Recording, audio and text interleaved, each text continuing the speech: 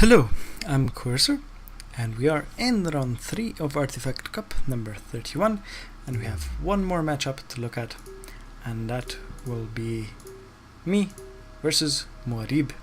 Once again, the map is Firebase Krill, and MuadDib will be playing as the Coalition, I will be playing as the Gaussian, so we'll have a classic Coalition versus Gaussian matchup, and let's see how MuadDib will fare against me on this map. Now we've seen how certain matchups can play out on Firebase Krill in the previous Artifact Cups, and we'll see if MuadDib has warmed up a bit more. So we'll be watching this from MuadDib's perspective. He is playing as the Coalition, kind of cool greyish, dark greyish Coalition carrier. And if we reveal all, we will see me up here playing as the Gaussian. Now, MuadDib has retired his base runner. He is researching light assault vehicle fabrication, but he is not producing anything. He just started producing another salvager to open his first bulkhead, while I have just deployed 2 salvagers to my first bulkhead. They're just starting to long distance mine. So we'll see if MuadDib will start building LAVs at this point. He could deal quite some economic damage with an early LAV attack. The distance between the bases isn't that big here, so that could be quite effective. He could pop in, deal some damage, and pop back out, and then I'd have to be very careful what I do and what I build. So I'm long distance mining CUs from this bulkhead. I have a scanner here up on this ledge, so it's kinda hard to hit for most units. I'm not sure if that's the best placement, but I usually put it somewhere in that nook there. And MuadDib is also salvaging just CUs from his first bulkhead.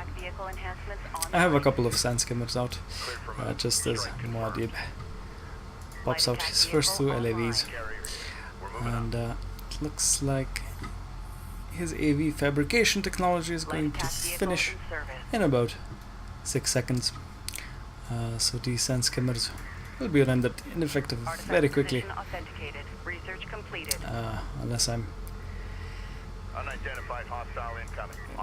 going to just harass the outlying LAVs a bit. I do believe, if I remember correctly, that I was just trying to fan them out to have this sort of early warning system ready for anything that MuadDib would send against me. And now this LAV and my sand skimmer are dueling here on this high ground. And this is going to be close, but I'm afraid my sand skimmer is losing this particular fight. Wow, the LAV lives with 37 HP, so even in a close combat situation like that, where sand skimmers usually excel an LAV, that LAV took out my sand skimmer. I believe that just came down to the LAV having superior range and hitting the sand skimmer before the sand skimmer could retaliate. I have constructed another base runner.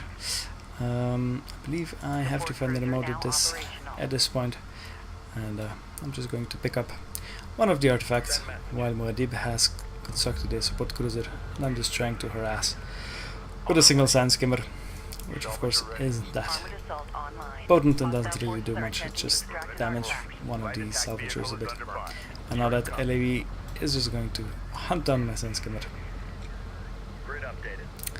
But MuadDib retreats with the LAV, and we have lots of these small skirmishes, but to Sense skimmer and an LAV, or one sense skimmer, one LAV going on the map, and now MuadDib has 2 AAVs out. That will shut down any kind of sense skimmer poking I can do, unless I just build a ton of sense skimmers. I do have an assault ship on station here at my first bulkhead, ready to defend against any LAV drive-bys. And these 2 AVs are of course blocking my sense skimmers from doing anything. In the meantime, I did capture 1 artifact. I plopped down a scanner here on this platform, so I did spot those railguns.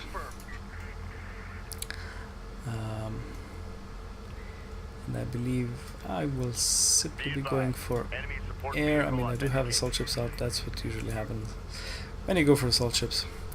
And right now, MuadDib doesn't have any effective anti-air on the field. If he keeps building LAVs, those can deal damage to air units. But we'll see how this will play out.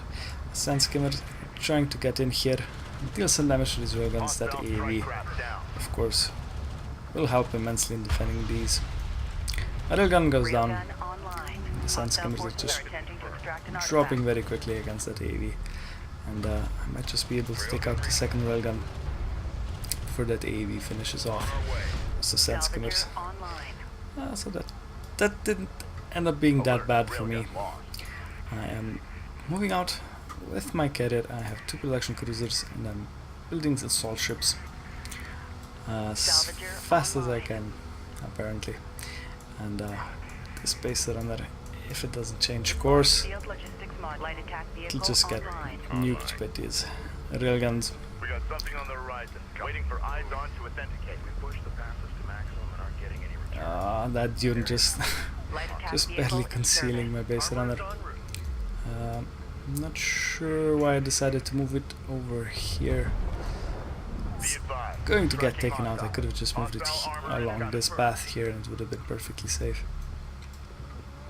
And now those assault ships coming in from the side are deterring these railguns from engaging, but 3 shots from those coalition railguns are enough to take out a damaged base runner. You can see here how effective assault ship AoE can be against clumped units, and 2 assault ships took out 2 railguns very quickly.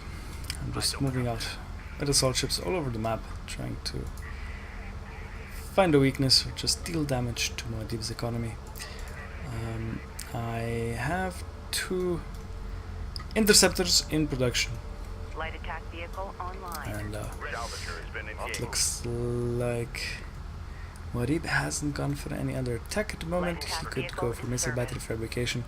Usually when you see a Gaussian player has a lot of assault ships out in the field, you can be reasonably sure and safe in your assumption that the next thing you'll see will be interceptors or perhaps Gaussian bombers. These 2 assault ships with high ground take out that blob of LAVs almost immediately. They didn't really stand a chance. I have a bit of a tickle fight here between an assault ship and a navy. The assault ships have armor upgrades. Light attack vehicle online. We have eyes on an artifact. Stand by. AVs have 2 armor upgrades. So both units are quite tanky, and now my first pair of interceptors is starting to deal damage. My first wing actually, I didn't count correctly. And now MuadDib should at least respond by researching missile battery fabrication. He doesn't have any AV out, any AA out in the field. Those LAVs, as mentioned, can shoot up, so that's at least something. But he needs support cruiser anti-air or just missile batteries before my air force gets out of hand.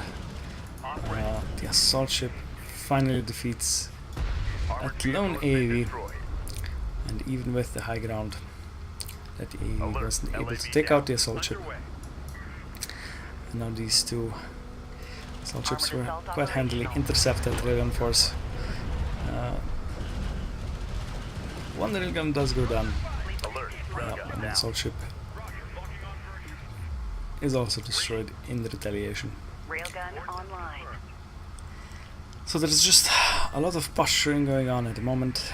Neither player is going for any artifacts. MuadDib could have conceivably picked up that artifact in the meantime, Armored assault and online.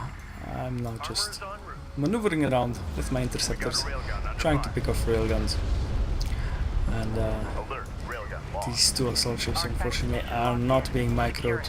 It'd be much better to just target that railgun. Unfortunately enough, the units did clump up, so some AoE damage was being dealt to that. And once I finally spot that, railgun dies very quickly. And my interceptors in the meantime took out MuadDib's support cruiser, so now he'll be long haul mining from that bulkhead. But MuadDib has built up a considerable force here. He has 5 AAVs, 4 railguns, and a few supporting LAVs.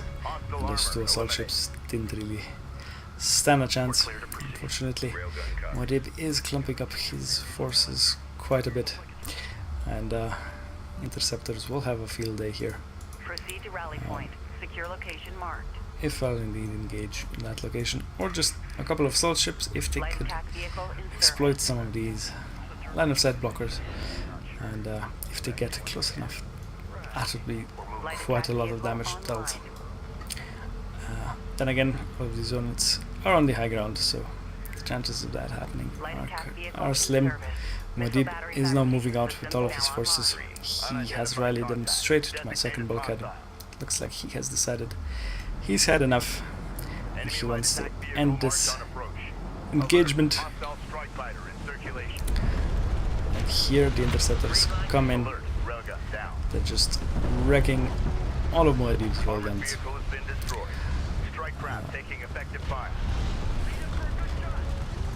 And this truly isn't a good spot for MuadDib to be in. He still has no anti-air available. He did just research missile battery tech, if I saw that correctly here before MuadDib conceded the game. And well, what can I say? MuadDib, if he would have went, what kind of sentence is that? If he would have gone for an AAV rush or an early LAV attack, this could have gone quite a lot better for him. I really didn't have any early units out on the field, and sand skimmers, unupgraded sand skimmers, are not very good against LAVs. So basically MuadDib just let me take control of the map. I didn't even capture that many artifacts. I mean, I captured just one. So basically he lost map control, and he let me get a critical mass of interceptors out. So unfortunately that didn't play out in MuadDib's favor, but as we saw, he did macro up quite nicely. He had a nice army there on the field. He just needed some missile batteries with that, and that engagement could have gone a bit differently. So that means I get another point for a win, and MuadDib gets another loss recorded, and that is the end of round 3 of Artifact Cup number 31.